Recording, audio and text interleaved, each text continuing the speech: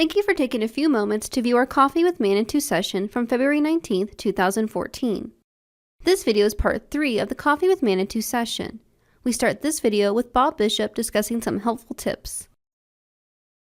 All right, so that gives you an idea of some of the training videos that we have available for the SnapReporter as well, so that we can go through and again give you some tools to go in and create those reports and really shape them to again give you the type of report that you want to present to your customers or your dealers, or again just kind of shaping that information so that it's the proper information that they have, as opposed to all of the information that we tend to give in a lot of our system reports that we have built into Manitou. So just very quickly, a few tips for success to watch out for or with the SnapReporter. Number one, watch the videos. They are very helpful. There are 7 total videos right now that go all the way from an explanation of what SnapReporter is to going in and creating a fairly extended master file report. So again, a lot of great information here that are available through these videos. Every time I watch the videos, I actually pick up something new about the application, or oh, I didn't think about that. So again, even if you've watched them once, go through, if you've got a question or you're having a problem with something, go through and take a look at those videos again and see if you can pick up something new. Also, look at the example reports. We have a number of different example reports already available right from the SnapReporter interface. We'll show you that here in just a little bit on where you can access those and the type of information that you can pick up. The other thing, avoid using data from different parent nodes. It just doesn't work. If you, and again, we'll kind of show you this here when we pull it up live on the system, but if you're going through and trying to pick information, you need to make sure that that information is nested within one of the parent nodes or the major sections of data as you're looking for that in the system. And again, we'll show you that here as well. You can format information using the Field Properties tool. One of the things that Julie mentioned in that earlier video is the fact that you can go ahead and change date formats, for example. So if you're using a more European style format where you're doing day, month, year, or some other type of formatting, you can go in there and change that so that it doesn't show up using one particular standard. The other thing is access the SnapReporter data dictionary. Many of you who have gone through and built your own reports using our advanced report writer and diving into the actual Microsoft SQL Server database have taken a look at our ManDD, our Manitou database dictionary, which is a very comprehensive, I want to say it's about 500 pages long, that outlines all of the data that we have available in the Manitou database. The SnapReporter data dictionary, in contrast, is about a fifth the size, so it's just under 100 pages, and it just deals with the data fields that are available from the SnapReporter and gives you a very good explanation of what each of those field items are. And we'll show you where you can access that information as well. The last thing I would recommend is protecting your personal or proprietary information. One of the things, again, Julie said in the video, when you're saving a report, there is a checkbox that will allow you to remove any personal data. One of the things we wanted to do from a SnapReporter standpoint is kind of freeze a data capture as you're going through and creating it and saving that, so that it, again, gives you kind of a quick snapshot of what the report will actually look like when it either runs through Manitou or you run it through another SnapReporter client. But using that snapshot of the data is actually pulling information from your system. So there could be proprietary information involved. If you're going to share any of these videos with any of your friendly customer, other customers that are bold customers, or put something out there on Bold Talk and exchange different reports that you've created from a SnapReporter standpoint, make sure you check that box that removes your personal information so that that is not presented on their side when they pull up the report. And again, we'll show you how to do that here in just a minute. So I think what we'll do right now is jump into a live tip here, and we'll go into kind of a live demonstration of the SnapReporter itself.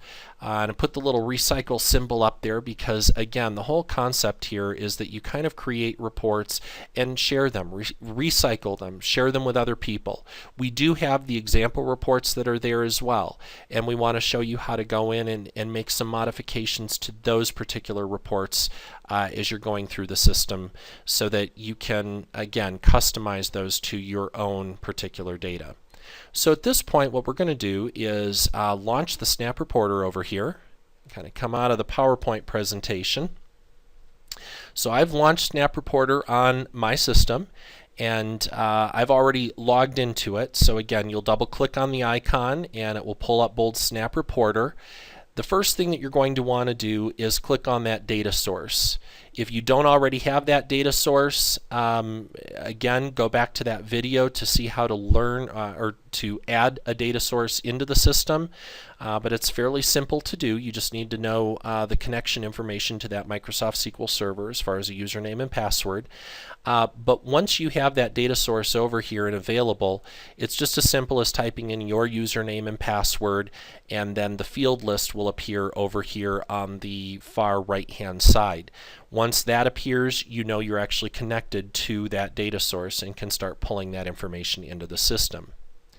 Now, the other thing that we've done in this newer release of SnapReporter, the SnapReporter Release 2 that we've made available to everyone, is you've got this media source over here on the far left-hand side. The default view is giving us that report information that we have here. So you've got, again, that workspace where you can drag and drop information into reports. But it also has all of the user diagrams that we have available. So there is a user manual for SnapReporter, that data dictionary. And again, this is one of those pieces here. I already have that one open, so I'm going to close that one here and pull it up. But we've already got a data dictionary open here. And again, what this will tell you, if I kind of scroll up here, you can see that I'm looking at the contact point information here. So this is authority contact points, actually. But if we kind of scroll down, you can see contact point type. You may not know what number 2 means in this case, but here it means the business phone number for that particular data field. So again, as you're going through and taking a look at information here as it appears in the field list, each one of these will be mapped to something in the data dictionary so that you can get a little better idea of what that data piece is when you bring it into SnapReporter.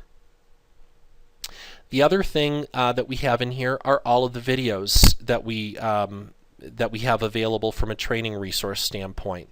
So the Welcome to SnapReporter kind of introduces SnapReporter, what it is. My first report is one of them that we watched here, where Julie went through and kind of created that simple customer address report where we have the customer ID, the customer name, and then their addressing information put together. So again, all of the videos are available right here from this media source panel over on the left-hand side of the system, all the way up to those advanced topics. And again, as you're going through, these are great little training exercises where I would recommend that you watch one of the videos, you go through and recreate what Julie just walked through, then go on to the next one and again, take a look at it and kind of expand and build on each one of those different report options within the system. Now, the last thing that we have listed down below here are a number of example reports. And again, this just gives you some ideas of different reports that you can create through SnapReporter and the ability to go in, pull them up, and take a look at the information contained within those reports. So I think a good place to start here from a live demo standpoint is let's go back over here to my report field. And I'm just going to go ahead and pull up this customer contact list with user information report. All right. Now this is a great example here, and then I'm going to actually hide these pieces over here so that we've got a little bit more workspace here for the application itself. You can always get those back just by hovering your cursor over there and repinning them back into the system. But again, just by unpinning them, it gives me a little more real estate here on the screen for today's demonstration purposes. Now, when I talked about the fact that you want to protect your personal and proprietary information, this is a great example of it. This is actually data from Rod's system that he has set up here, where he goes in and does a lot of his testing and development work. So this data is actually not from my data system or my actual data source that I have here on my demo system. So when you save these reports, you do want to make sure that you are checking that box to remove the data if you are potentially going to allow other users to see this information. What that would do then is pull this information directly from their data source as they pop it up here on the screen. Now, one of the things that we often do as we're going through and creating different reports is we apply some filters to the data so that we aren't getting hundreds or thousands in some cases of rows back or content back to view and put into these reports. So this particular report does have a filter applied to it. So before I go in and apply my data to this particular report, what we need to do is we need to go over here to the Data tab, and then we need to click on the filter.